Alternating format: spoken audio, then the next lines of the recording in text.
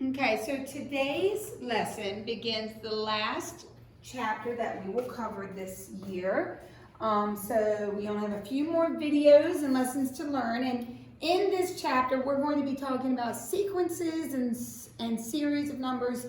Sequences meaning numbers that are a list of numbers that have a pattern where because of that pattern you can predict what the next number will be. Or even better than that, if you know the first 5 numbers, then you might know based on that pattern what the 1,000,000th term will be if you kept that pattern up. So the first type of sequences we're going to talk about, and I'm combining section 1 and 2 of chapter 11, so this will be one big lesson that covers both 11.1 and 11.2. And the first half of the lesson is about arithmetic sequences. Well, first of all, what's a sequence? A sequence is simply a list of numbers that has a pattern to them. These are called terms. A sub 1 means that's the first term, the second term, A sub 3 the third term, A sub n would be the nth term, nth, nth term. And an arithmetic sequence might look something like 2, 5, 8, 11, etc. What's happening in that list of numbers? How do I go from 2 to 5? How do I go from 5 to 8? How do I go from 8 to 11? 2 to 5, I added 3. 5 to 8, I added 3. 8 to 11, I added 3. So what would you predict based on that pattern the next term would be? That's right, the next term would be add 3. I'd be at 14. And I could do this forever. I could just keep adding 3 forever. That's called an arithmetic sequence. When you add the same number to each term to get the next one. So I'm adding 3 every time to get the next term. That's an arithmetic sequence. That's called the common difference. That 3 that we're adding is the common difference between terms. And what we're going to learn today is we could now figure out what the 500th term would be. And no, it doesn't mean you sit there with your calculator and just keep adding plus 3, plus 3, plus 3, plus 3, 500 times. We're going to learn a formula that allows us to go from 14 all the way up to the 500th term without having to know every term in between. So an arithmetic sequence is a sequence in which each term after the first is found by adding a constant called the common difference. So 3 would be my common difference for the problem I put on the board. We're adding 3 to the previous term. So example 1, find the next 4 terms of the arithmetic sequence 55, 49, 43. What is happening as I move through this list of numbers? How do I go from 55 to 49? And then do I do the same thing from 49 to 43? If it's not the same, it's not arithmetic. How do I go from 55 to 49? That's right. I subtract 6. Some of you may say you add -6. I don't care which way you write it, but my common difference, I'm subtracting 6. Do I subtract 6 to go from 49 to 43? 49 minus 6 is indeed 43. So I have a common difference. So this appears to be arithmetic because I'm doing the same thing. So what would be the next 4 terms? Or what comes after 43? 43 minus 6 is 37. 37 minus 6 is 31. 31 minus 6 is 25. And 25 minus 6 is 19. So we were able to get the next 4 terms by just continuing to subtract 6 from the previous term. But let's suppose I now said, okay, find for me the 98th term, A sub 98. Do I want to keep subtracting 6? I'm only 7 terms in, 91 more times. I do not. So that is where this formula comes in, and this is one you're going to want to learn, to memorize, to get the nth term in an arithmetic sequence. So first you have to establish that it is arithmetic. This formula only works for arithmetic.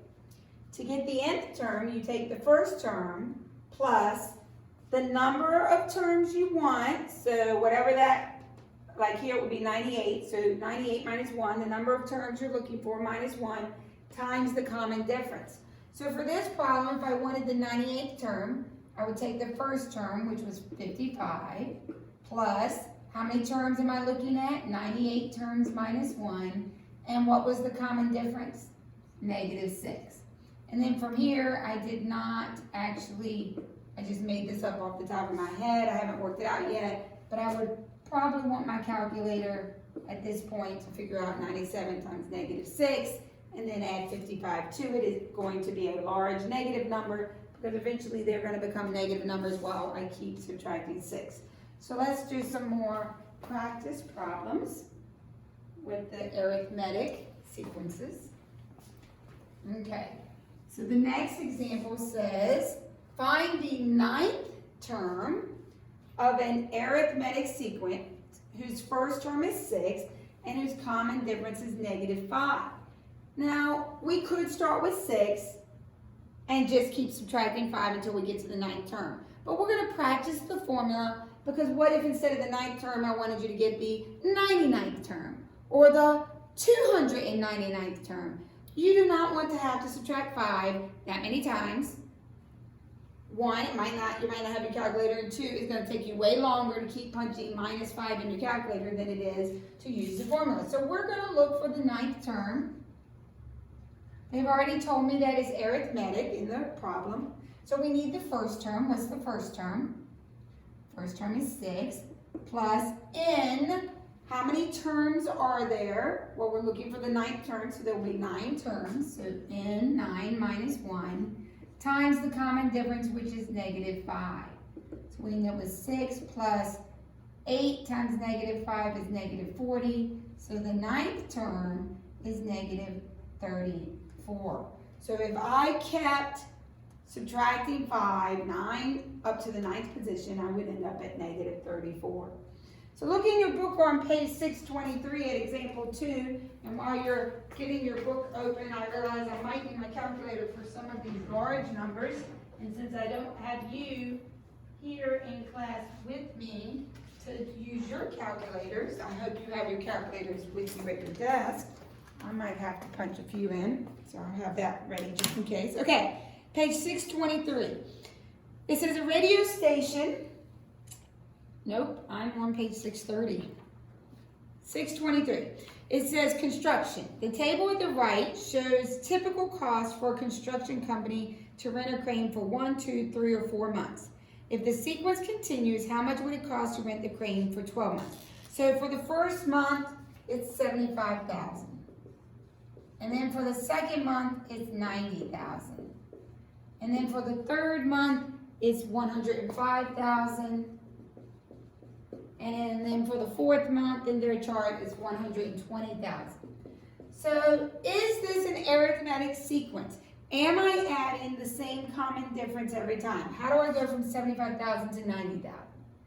I add 15,000. How do I go from 90,000 to 105,000?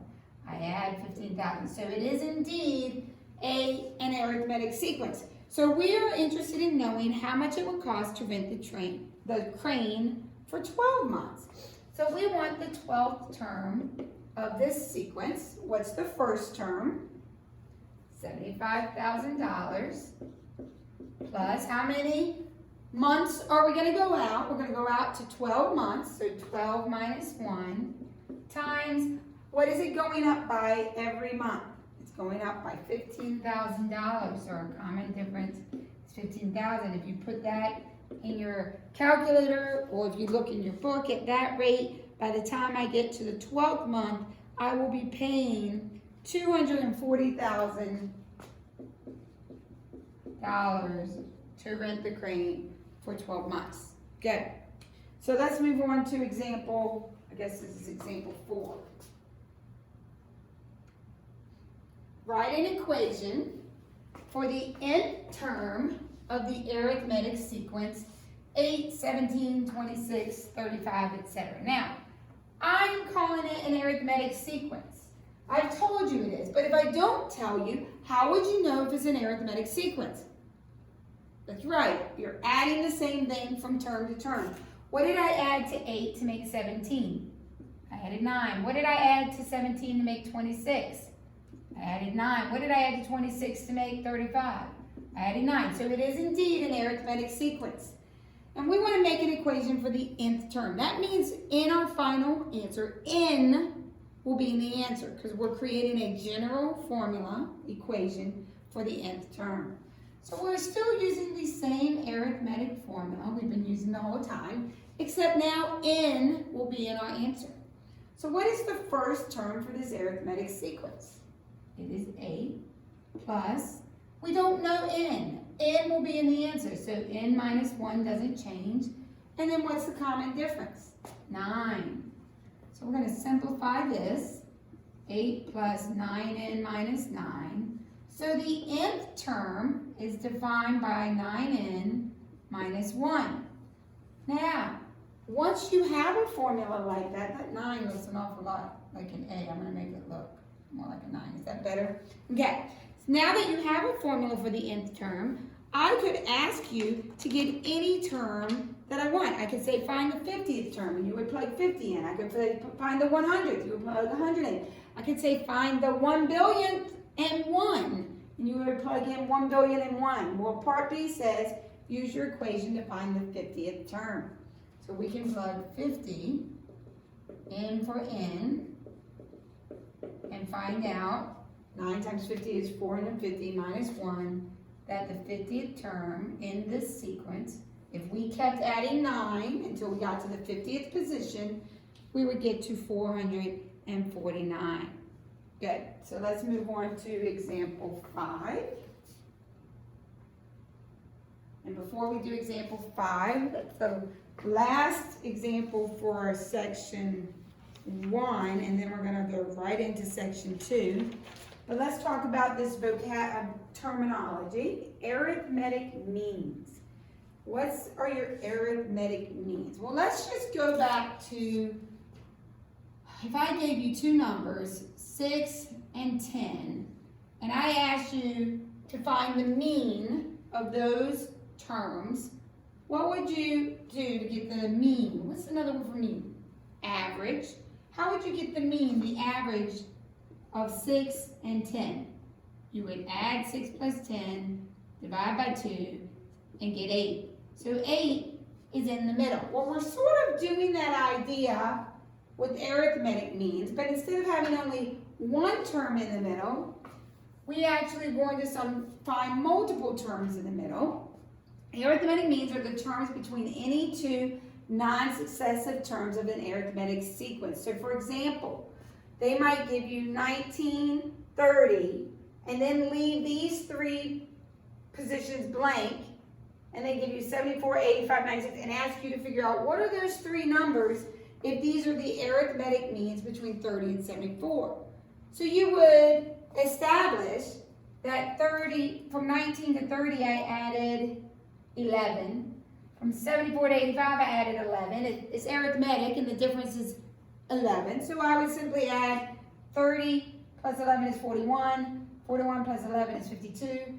52 plus 11 is 63. 63 plus 11 is 74. And I would have my three arithmetic means that fit between 30 and 74. But what if they don't give you the 19 in front of the 30? Or the 85 in front of the 74. So you don't know that common difference. So instead they give you, like example 5, find the 4 arithmetic means between 16 and 91. So they've given me 16. They're telling me there are 4 arithmetic means between 16 and 91. So I've got 4 blanks. And I need to figure out what those 4 numbers are between 16 and 91, and this is an arithmetic sequence. So I want you to pause the video for a second and see what you come up with. I'm going to keep going as if you paused it, you tried something out, and then I'm going to move on. So hopefully you paused it, now you're back. Let's see what you did, and I'm going to do it and see if we match up. So I know that I need to figure out how much to add here, here, here, here, and here. So the first thing I did was said, well, I need to know what's the difference from 16 to 91. What's that gap? So 16 to 91, 91 minus 16 is 75. So this big difference is 75. And then I said, okay, if all I had to do was go to 16 to 91, I would add 75, I'd be there. But I'm actually going to add my common difference. 1, 2, 3, 4, 5 times. So there are going to be 5 common differences that add up to make that big jump of 75. So if I'm adding the difference 5 times, total difference is 75, then what am I adding each time? 5 goes into 75, 15 times. So I'm adding 15, so 16 plus 15 is 31. 31 plus 15 is 46. 46 plus 15 is 61. 61 plus 15 is 76. 76, check it. 76 plus 15 is indeed 91. Now some of you may say, well, Ms. Carmine, I use the formula. And you could use the formula. You could say the nth term is 91. The first term is 16. How many terms are there? Well, let's see. 1, 2, 3, 4, 5, 6 terms. So 6 minus 1. And now you can figure out your common difference. So you would subtract the 16, and that would give you 75 equals 5D. Same thing I got by just doing some mental math.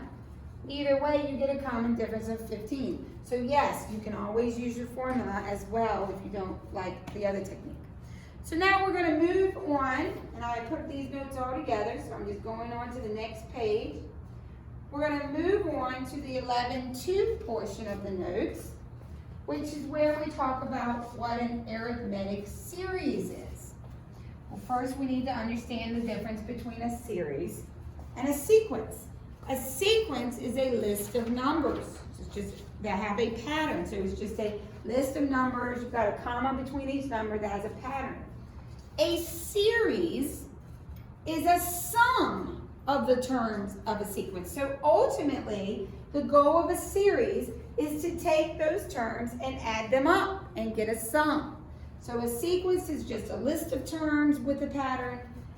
A series is that same list of terms with that same pattern ultimately being added up to find the sum. So this would be an example of an arithmetic sequence. I'm adding 4 to each term. Same sequence from 18 to 22, I went up 4, 22 to 26, I went up 4, but ultimately my job is going to be to add those 4 numbers together. So how do we get the sum of an arithmetic series? Well, if it's only 4 terms, sure, just add those up manually or on your calculator. But what if the sequence I'm working with, or the series I'm working with, is 1,000 terms? I do not want to manually add up 1,000 terms. I do not want to punch in my calculator. 18 plus 22 plus 26 plus 30 plus 34 plus 38 plus 42 plus 46. You with me? That's a lot of numbers if there's 1,000 of them. So how do we get the sum of an arithmetic series? If it's arithmetic and you know, let's say you want 50 terms, you want to add up 50 terms. To get the sum of those 50 terms, you would do the number of terms, 50 divided by 2, times the first term plus the 50th term. So you need to know the first term and the last term in your series to get the sum of the arithmetic series using this formula. So we're going to find the sum of the first 100 positive integers. So what are your first 100 positive integers? What's your first positive integer? Good. 1. Your next one, 2, 3, 4, all the way up to your 100th one. What would your 100th one be? That's right. If you're going up a 1 every time, your last term will be 100. So we want to find the sum. First of all, is this arithmetic? I go up by 1. I go up by 1. I go up by 1. I'm adding 1. Yes, it is arithmetic. So since it's arithmetic, I can use the arithmetic series formula. I want the sum of the first 100 terms. So it's going to be 100 terms divided by 2 times the first term. What's the first term?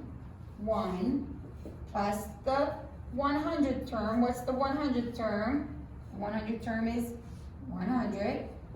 And then from here, we would do 50 times 101 and get 5,000 50. So if I were to add up all those numbers from 1 to 100, I would get a sum of 5,050.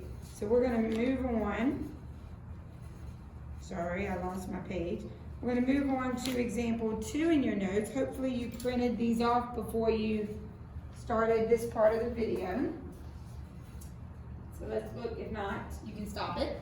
That's the nice thing about the video. You can, in class, you can't stop Miss Conrad. She keeps going, but on the video, you can stop me and rewind me and make me talk super fast. I can make myself talk super fast too. Okay, all right, find the sum of the first 100 terms of the arithmetic sequence 1, 3, 5, 7. Well, first of all, is it arithmetic? Yes, what are we doing every time? The common difference is adding 2, plus 2, plus 2, plus 2. Good. So we want to find the sum of the first 100 terms. So now that we've established it's arithmetic, we can use the arithmetic sum formula. And we want the sum of the first 100 terms. So that equals n over 2. N, how many terms? 100 over 2 times the first term. What's the first term? 1 plus, we need the 100th term. Do I want to just keep adding 2 until I get to the 100th term? Please, no. No. On the test, even if it's the calculator part, you still need to show me your work, which means I'm going to look to see that you use the formula. Anyone who just keeps adding plus 2 100 times will not get any credit for that problem. Okay, and then you'll have to do test corrections, and you don't want to have to do that, so use the formula.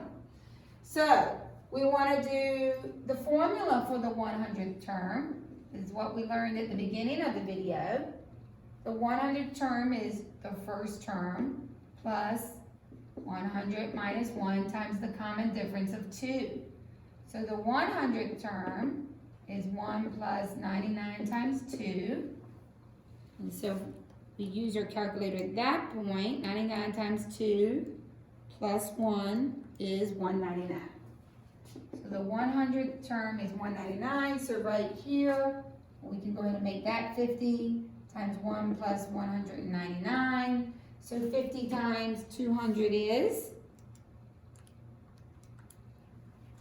10,000. Good. I was looking to see if this was one that I had gotten from your book, but it is not. It's one that I added. So you end up with 10,000 for your final sum of adding up all those terms. So let's move on to example 3.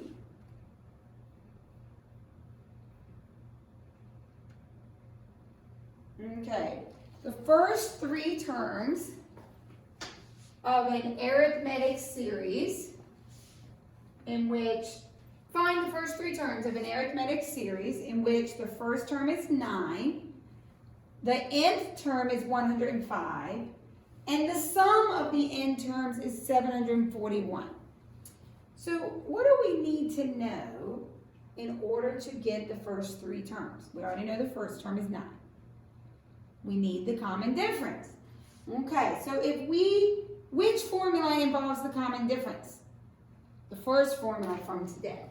So the nth term equals the first term plus n minus 1 times d. We're trying to figure out that common difference.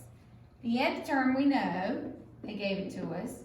The first term we know, they didn't give me n.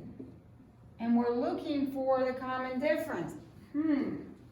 How am I going to figure out n? Well, they gave me my sum. And does the sum formula have n in it? Yes, so we're going to use the sum formula. N over 2 times the first term plus the nth term. So the sum is 741. N we don't know, but that's what we're going to find. The first term is 9. The nth term is 105.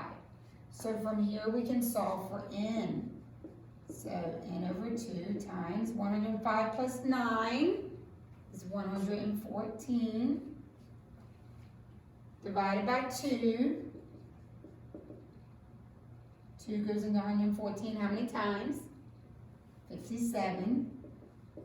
So how do we solve for n? That's right, we divide So 741 divided by 57 gives you 13. So we just found out there are 13 terms from 9 to 105. We want the first three. Well, we need the common difference. So what are we going to do with that 13 to help us figure out D? We're going to fill it into the original formula. 105 equals 9 plus 13 minus 1 times D. So I'm going to subtract the 9. So that's 96 equals 12D. Divide by 12.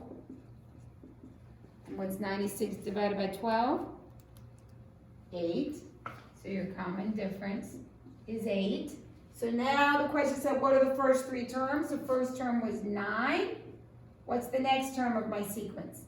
Add 8, so 17. And my third term, add 8, 25. So 3 terms. Good.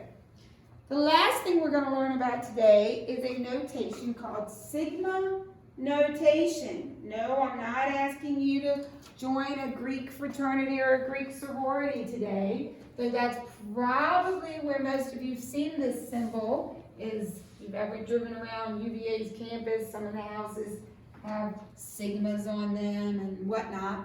So sigma notation is a Greek symbol used in mathematics.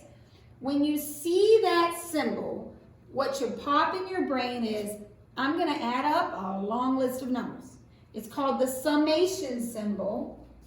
The summation symbol. And when you see it, you know that you're going to be adding up a long list of numbers. So what is all this? Okay, so when you see that symbol, you know you're finding the sum of something. This tells you how many terms there will be. So I'm going to go from where n is 1 up to when n is 10. So there's going to be 10 terms in this series. And each term will be divided by 3n. So the sum, this, in other words, tells me to find the sum of 3n as n goes from 1 to 10. So I would make that series when n is 1, 3 times 1 is 3. Plus, I'm going to add when n is 2, 3 times 2 is 6. Plus, when n is 3, I get 9. When n is 4, I get 12. I keep doing that till I get to the final n value, which is 10. 3 times 10 is 30. Ultimately, this is what I've written is the expansion of this sigma. That's what this means. So if I ask you simply to expand out your sigma notation, that's what I'm asking you to do, create the series. But ultimately, your goal would be to then find this sum. Is it arithmetic? Yes, my common difference is 3. I'm adding 3 each time. So I'm going to get the sum of these 10 terms, 10 over 2. First term is 3, last term is 30, and then from here, you would get your sum. So this would be the expansion of the summation where I create the series. This would be actually solving it and finding the sum. Some of you may remember the poster I have up, and you can't see it from the video, but if you remember this poster, this was the only thing on the poster that we had not used yet. So hopefully now you can figure out what the poster said. What do we know the square root of -1 is? That's right, we learned it was I this year. I, 2 cubed, 8. This is a summation symbol, so I ate some pie, and it was delicious. So now you all know what that poster means. We've been waiting all the way, and it's come right. Had to fit this lesson in to this year's, so you would know what my poster meant. Okay, so let's move on.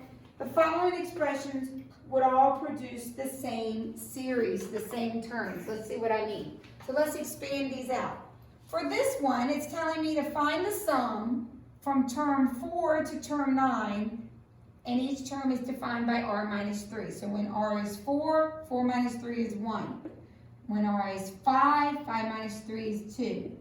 When r is 6, 6 minus 3 is 3. r is 7, 7 minus 3 is 4. 8, 8 minus 3 is 5. 9 is my stopping point. So I would get this list of numbers, and then from here, if I ask for the sum, you'd add them up. How about this one? It says to go from where s is 2 to s is 7, but now each term is defined by s minus 1. So let's see what we get. When s is 2, 2 minus 1 is 1. When s is 3, 3 minus 1 is 2. 4, 4 minus 1 is 3. 5, 5 minus 1 is 4. 6 minus 1 is 5. 7 minus 1 is 6. Did I get the same series? Yes. So sometimes you might have a situation where I ask you to create a sigma, and two different people might come up with two different equations, and it's fine as long as you've got different limits that still create the same sequence, the same series. Let's check this one out. When j is 0, 0 plus 1 is 1. When j is 1, we get 2. When j is 2, we get 3. When j is 3, we get 4. When j is 5, my stopping point, wait, I skipped one. When j is 3, we got 4. When j is 4, we got 5. And finally, when j is 5, we get 6. So they all produce the same series, can be written different ways. And I would check something like that on a quiz or test. I would check to see if the formula you gave me and the limits you gave me make the series we need. Now be careful. What I've seen students do is they put a bottom number and a top number and it works. But if you actually go through and fill in the numbers in between, the numbers in between don't work. So make sure you're not just checking bottom and top, but also some of the ones in the middle.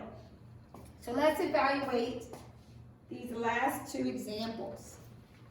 So it says to evaluate this sigma notation.